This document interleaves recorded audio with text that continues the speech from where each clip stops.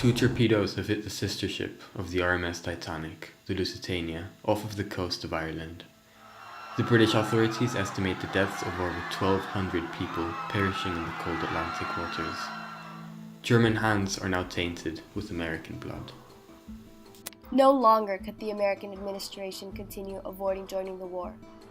The continuation of unrestricted submarine warfare, the Zimmer telegram, and the ever-growing resentment of the Germans on American soil due to British war propaganda left them no choice.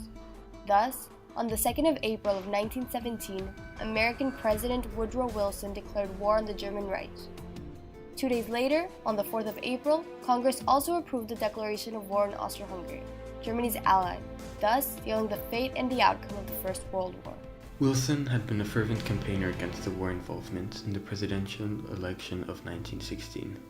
He was successfully re-elected for his second term as president due to his compelling endeavor, convincing the isolationist Americans that they would remain far from European affairs. However, insulting names such as the coiner of weasel words or the phrase maker were laid upon the president due to the astounding contradiction of his very own words, as for merely a few months after his electoral success, he joined the war.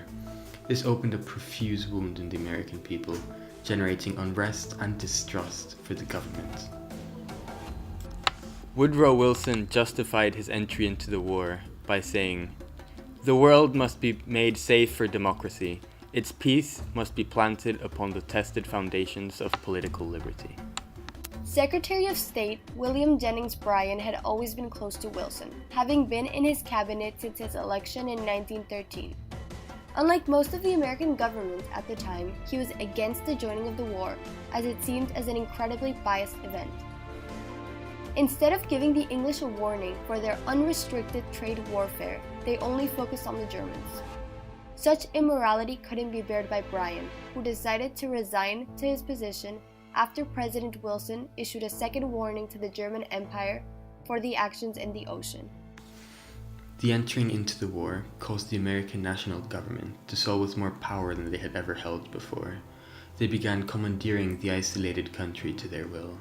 Their standing army at the beginning of the war was composed of 200,000 soldiers, yet after the Congress approved the Selective Service Act in 1917, 24 million men were made registered to the draft. This increased the army from 200,000 to an estimated 5 million men. Furthermore, President Woodrow Wilson was allowed by the Congress to create new federal agencies across the east of the country, notably the expansion of the Department of Labor, with the goal of attracting laborers from the west of the country to expand the growing military industry. The country of freedom began to sway away from their very ideals, as the Espionage Act and the Sedition Act were passed in Congress. These had the purpose of silencing individuals who would speak out of the war. All language that was considered disloyal, profane, scurrilous, or abusive would be severely punished. Adding on to the silencing that the government had produced with the Espionage Act, the Wilson administration created the Committee on Public Information, an agency with the aim of influencing the American people to be in favor of the war. Moreover, it wanted to avoid the international propaganda influencing the populace, as had happened before the joining into the war, by the English propaganda. This agency took into their arms the task of turning the nation nationalistic, and they succeeded. No longer could people speak badly about the country in itself. Schools were forced to teach only good things about the American history. This effect can still be seen to this day, where the Middle States, the heart of America, beats with patriotism. The patriotism which was incentivized by the American government began to slowly repress the citizens with a foreign descent, especially the German Americans. Until the moment of the outbreak, they had been considered esteemed and well integrated, many holding large accumulated riches. They had been spared from the abusing and profiling that many other immigrants had faced with their moving into the United States. It all changed with the outbreak of the war.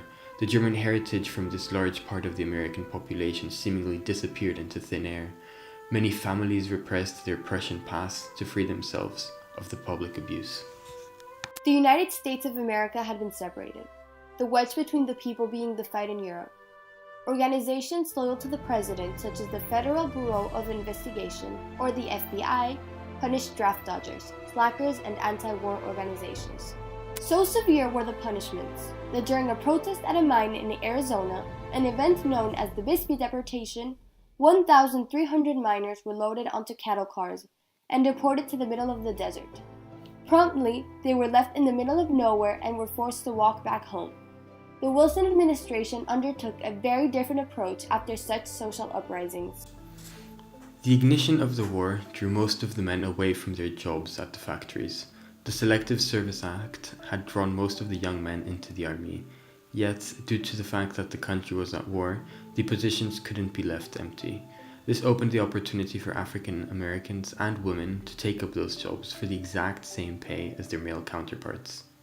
This void of men gave women the chance to push for women's suffrage, the right to vote.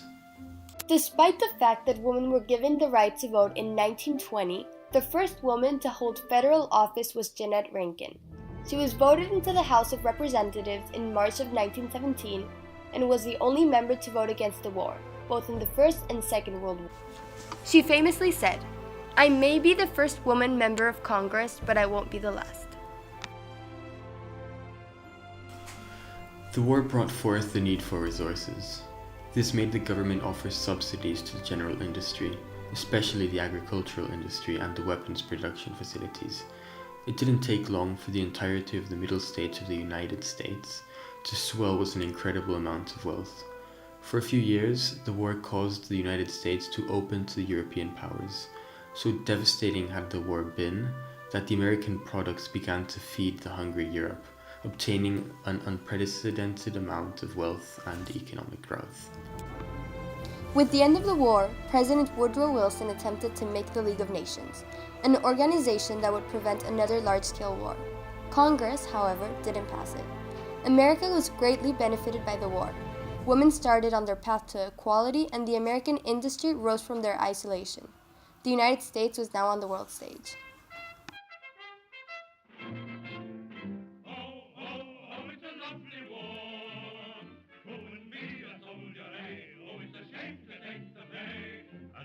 Valley was gone.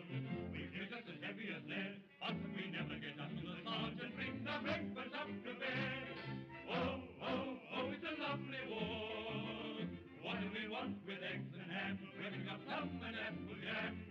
Oh,